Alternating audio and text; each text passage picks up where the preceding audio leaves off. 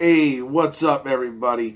Welcome back to the Dr. Quack podcast. Another great episode here. Thank you guys for tuning in. If you can, when you get a chance, like my page. Like it here on YouTube. If you can, I got one on Facebook, the Dr. Quack podcast. If you can, take a like on there. A lot of my episodes will be airing. Plus, some other interviews will be airing off there as well. Today is a special episode. It is actually a great momentous occasion here. About almost 2 weeks ago, I ended up doing something that I thought I would never do. I ended up getting engaged. I ended up proposing to my beautiful fiance now. We are officially, she's my fiance. My beautiful woman there, Bridget. And I'm telling you, I am the happiest man in the world. I mean, I'm almost 39 years old. I didn't think that this was even going to be possible anymore. I've been married in the past, and I didn't think that I was going to be able to do it. And I wish some of you were there. Some of my friends that actually watched this, were there, and they were all in on the surprise, and it totally blew her away. I mean, it was great. We had, the band help us out, and my friends were there. They helped me pick out the ring, including our daughters, ended up picking them out, and she was very pleasantly surprised. I mean, it's funny because her friend took her out and just said, "Hey, let's get our nails done." And she was like, "Okay." And she's like, "Well, I don't have any money right now." And she's like, "Don't worry, I'll take care of it." It was totally a surprise to her. It was really great. Thank you, Bridget, for saying yes. And we're getting married here in next October 24th. So that'll be a big day for me. But I just wanted to share that news off the top here. Marriage is a wild thing that can really change your life. And I really feel totally blessed right now with the woman I have in my life. I want to get on to some other news now. I want to get on to recap of WWE Money in the Bank. Let me tell you, if you watched that pay-per-view, some people were very upset over it. I would tell you this. The matches I thought were going to go down the way they went down did not go down. Rey Mysterio ended up being Samoa Joe. Of course, I don't understand this whole pay-per-view where the referees seemed like they couldn't realize that both shoulders were down. I mean, is there that much of a difficulty to be able to look and see where both shoulders are? I mean, I noticed this in several matches, but, Rey Mysterio came away with the victory there. Becky 2 belts. No longer Becky 2 belts. Becky 1 belt. It didn't go down exactly how I thought, but I kind of had a feeling. That's why I said earlier in my last podcast, keep an eye on the Money in the Bank winners. One of them will probably cash in, and they sure did. I mean, Becky Lynch, to her credit, took on both competitors. Lacey Evans, she ended up beating, but then Charlotte Flair came right out there for her match. And, towards the end, of course, Lacey Evans interfered with the woman's right. And that is probably one of my favorite punches I've ever seen anybody do. I mean, she's truly got that down to a science. So, of course, Charlotte Flair ended up winning. And they were attacking Becky Lynch, which I thought this was great because Bayley finally got a shot. Bayley ended up winning the Money in the Bank ladder match. Came out there, took advantage, beat Charlotte Flair, and ended up winning the SmackDown Women's title. I mean, Becky 1 belt. That's where she's at. And, of course, the Iconics, they had to make a joke on it on Raw. It was beautiful. But the big surprise to everybody on that was Brock Lesnar. God, I remember I was sitting here watching, with friends and family. And I was sitting here watching this, and I was going, where is Brock Lesnar? Why is he not here? And sure enough, he showed up. It's almost like you had to have that feeling. There was too much good going on at one point to not have something be totally sucky there. And some people thought it was bad. They didn't like it. I was happy with it because now, you never know when Brock Lesnar is going to show. I mean, he only wrestles, 5-6 matches a year. He comes out for a couple promos. So it'll be great to see when he comes out. to see what happens. I mean, it was great on Monday night. Monday night really cracked me up. Both champions out there, and Brock's like, I'm going to cash it in. Maybe I'll cash it in next week, I mean, with Paul Heyman. That truly just, it added to it. And also, on Monday Night Raw, got to unveil the 24/7 championship. Let me tell you, I like the idea. It's sort of like the hardcore title, except they couldn't call it the hardcore title. They decided to call it the 24/7 title. And it looks like it came off the Green Power Ranger. I swear to God, it's the first thing I thought. I was like, go Power Rangers, But, thank God. It actually looks like a great concept.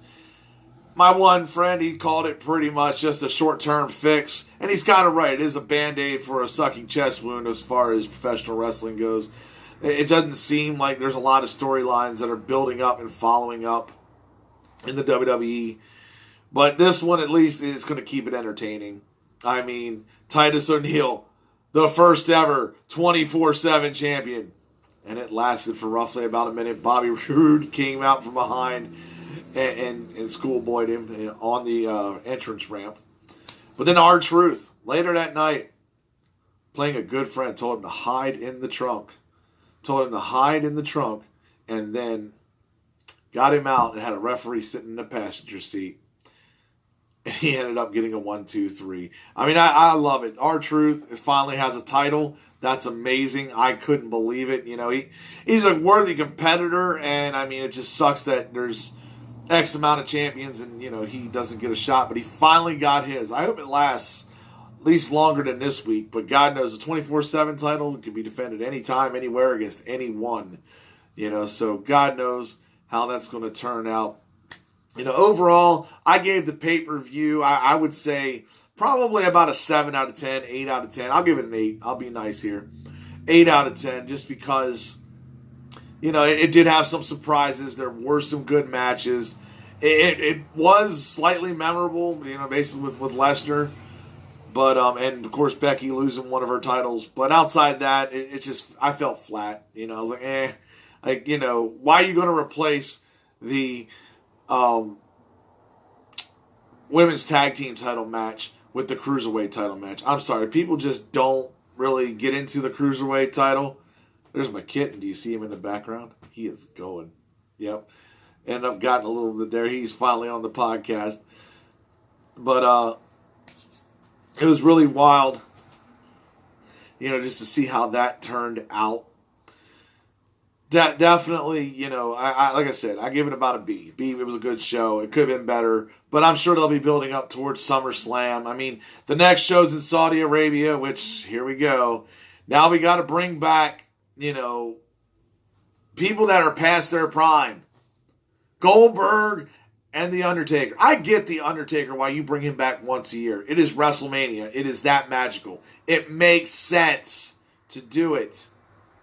But to have him come for this show, because, over there they're paying a boatload of money just for these two to go out and probably have, I'm going to bet, maybe a 10-minute max match. It's not going to be much more than that. It's going to be, subpar at best. But we'll see what happens. I hope it's a good match. Yes, these guys the first time. They should have fought 15 or 20 years ago at some point. They should have done it. It's okay. Yeah. Look, she's coming up. There she is. Yeah. Yeah, let's put you down. She is climbing around and having fun. But yeah, it definitely, I just don't like the show. I don't like the fact that you're going to hold it in Saudi Arabia. It's over here in the United States at 3 a.m. Like, yeah, really, I'm staying up to go watch that. I'm sorry. I'm an adult. I got a job. I got to pay bills. I do things like that. Who has time? I'll catch the rerun later, or maybe the recap on Facebook. But who's tuning in from the United States? Not a lot of people. Not even the diehard fans are like, oh my God, I got to watch this pay-per-view. Right there. Got to watch it live. Also, want to let you guys know, July 6th, we will be having Stranglehold Championship Wrestling. We will be having a big show down there in Atlanta, Georgia. If you are in that area, You definitely want to check it out. There are links on Facebook. I will have them on my page as well, on the Dr. Quack Podcast page on Facebook. For tickets. So if you want to pre-buy tickets, if you're able to, you go ahead and do that. It's going to be one hell of a show out there. You got C.W. Anderson taking on Damian Wayne Koskell. You got a lot of legends coming out there. Gangrel's coming out there. Cowboy Bob Orton, Tony Atlas, and many others. So if you can, keep an eye out for it. I'll be posting links on there to it.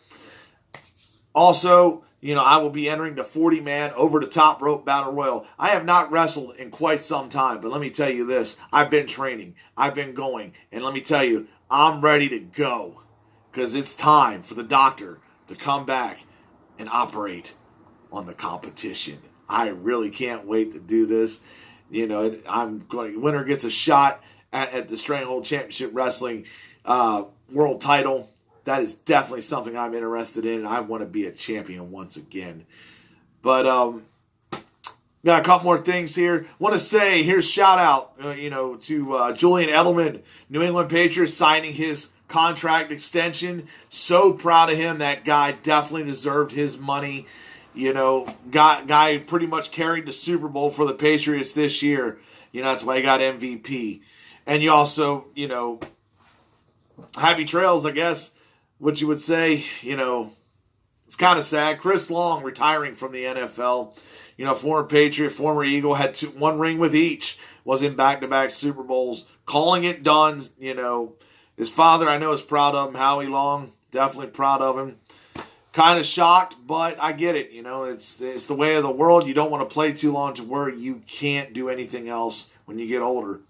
So it's probably a smart thing. He made his money and definitely got his rings. Final note here. Here you go. My movie of the week. And I'm telling you, see, we've been running a tournament, with a lot of my friends and stuff here in one of our groups. And we've been having a movie tournament, the greatest of all time 80s movie tournament. And I got to tell you, this movie here is truly one of my favorites. It did go down in the first round. Lost to Die Hard, which I also love Die Hard. That's another great movie. But this movie, Bloodsport, with Jean-Claude Van Damme, if you have seen it, you already know this was truly one of the best martial art movies in the 80s, and he used to air it all the time on television.